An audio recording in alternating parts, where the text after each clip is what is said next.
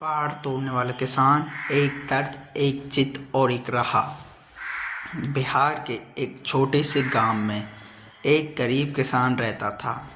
उसका नाम माधव था। वह बहुत सीधा साधा और मेहनती इंसान था। उसके पास ज़्यादा ज़मीन नहीं थी, इसीलिए खेती के साथ साथ वह पहाड़ पर पत्थर तोड़ने का काम भी करता था। गांव चारों तरफ बड़े बड़े पहाड़ों से घिरा हुआ था। गांव में न अस्पताल था, न अच्छी सड़क। अगर किसी को शहर के अस्पताल जाना होता तो पूरे पहाड़ का चक्कर लगाकर जाना पड़ता था। उस रास्ते में कई घंटे लग जाते थे। माधव अपनी पत्नी गीता से बहुत प्यार करता था। गीता अब भी अपने पति का हर दुख सुख में साथ देती थी। दोनों गरीब जरूर थे, लेकिन उनके दिल में प्यार और उम्मीद भरी हुई थी। कुछ महीनों बाद गीता पेट से हो गई। वह खबर सुनकर माधव बहुत खुश हुआ। वह हर दिन भगवान से प्रार्थना करता कि उसका बच्चा स्वस्थ पैदा हो। एक दिन सुबह सुबह माधव पहाड़ पर पत्थर तोड़ने गया। तेज धूप थी। हथौड़े की आवाज़ पूरे पहाड़ में गूंज रही थी। दोपहर के समय गीता अपने पति के लिए खाना लेकर पहाड़ पर पहुंची। उसके हाथ में रोटी और प्याज की छोटी सी पोटली थी। माधव ने मुस्कुराकर कहा, इतनी हालत में तुझे आने की ज़रूरत क्या थी? गीता हंसकर बोली, अगर मैं खाना नहीं लाऊंगी तो तुम भूखे ही काम करते रहोगे। दोनों बैठकर बातें करने लगे।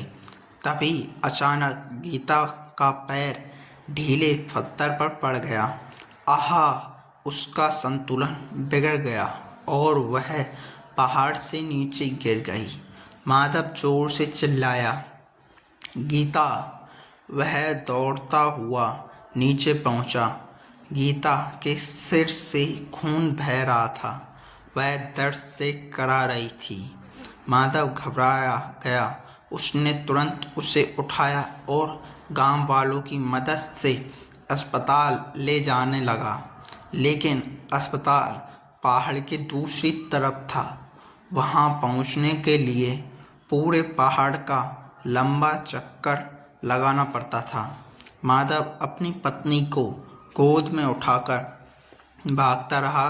उसके पैरों में चप्पल भी नहीं थी। रास्ते के पत्थर उसके पैरों को घायल कर रहे थे। वह रोते हुए कह रहा था, कुछ नहीं होगा गीता, बस थोड़ी देर और। लेकिन किस्मत को कुछ और मंजूर था। अस्पताल पहुंचने से पहले गीता ने दम तोड़ दिया। माधव की दुनिया उजड़ गई। उसकी आंखों के सामने अंधेरा छा गया। जिस बच्चे के आने का सपना दोनों ने देखा था, वह सपना भी टूट गया।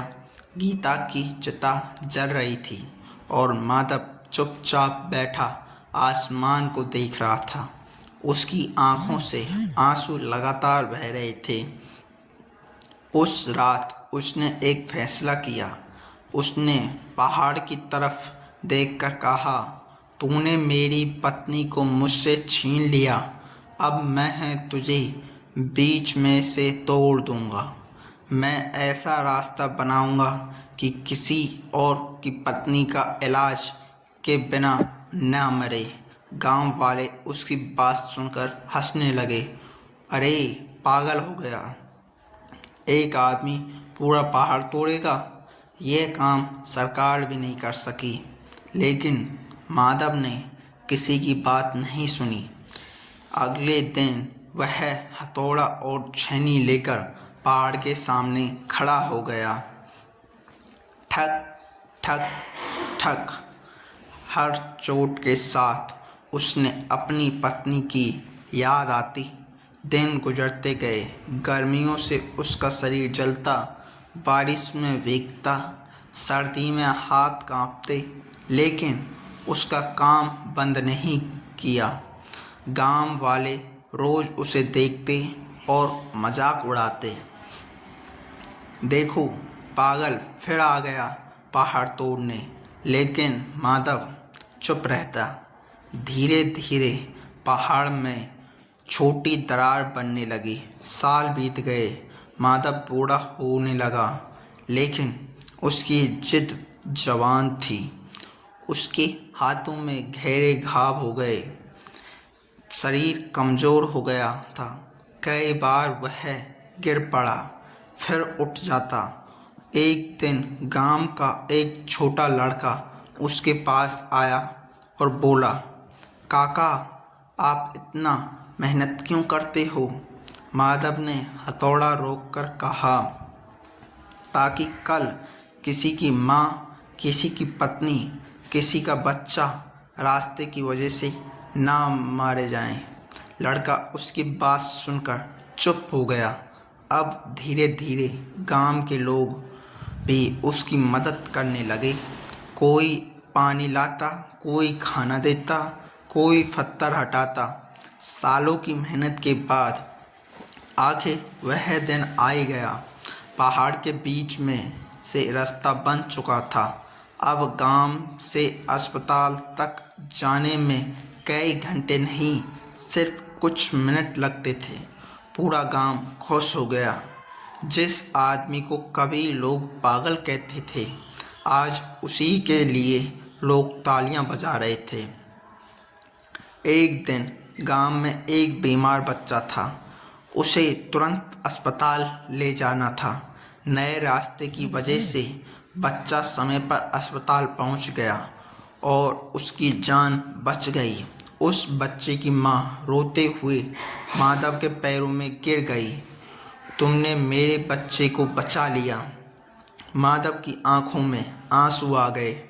उसने आसमान की तरफ देखा, जैसे अपनी गीता से कह रहा हो, देखो, अब कोई रास्ते की वजह से नहीं मरेगा। धीरे धीरे माधव की कहानियाँ दूर दूर तक फैल गई। लोग उसे पहाड़ तोड़ने वाला इंसान कहने लगे। उसकी मेहनत ने साबित कर दिया कि इंसान अगर ठान ले तो पहाड़ भी झुक जाते हैं। सीख: यह कहानी हमें सिखाती है कि सच्चा प्यार और मजबूत इरादे इंसान में असंभव काम भी करवा सकते हैं। एक साधारण किसान ने अकेले अपने खुद को ताकत बनाकर पूरे गांव की जिंदगी बदल दी। मेहनत, धैर्य और हिम्मत से कोई भी पहाड़ छोटा पड़ सकता है। Thank you. Like and support करें, सब्सक्राइब करें। धन्यवाद।